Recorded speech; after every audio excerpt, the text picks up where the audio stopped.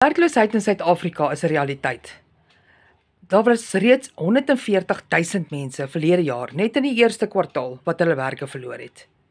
Hallo, ek is Marita en ek is op pensioen. Ek was medies afgelê en Colin, my man, is ook op pensioen op hierdie stadium.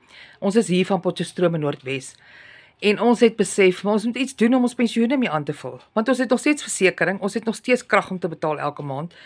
En ons pensioene gaan dit nie maak nie. Ons moet maar net eerlik wees.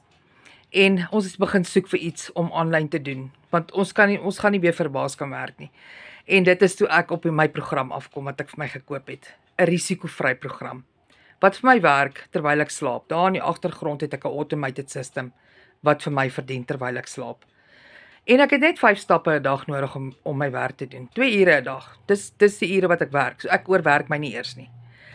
As jy wil weet hoe ek dit doen en wat ons doen, sit vir my syfers in my comments. En ek los my WhatsApp nommer hieronder. Jy kan my bel ook. Ek deel my gratis PDF met jou met liefde.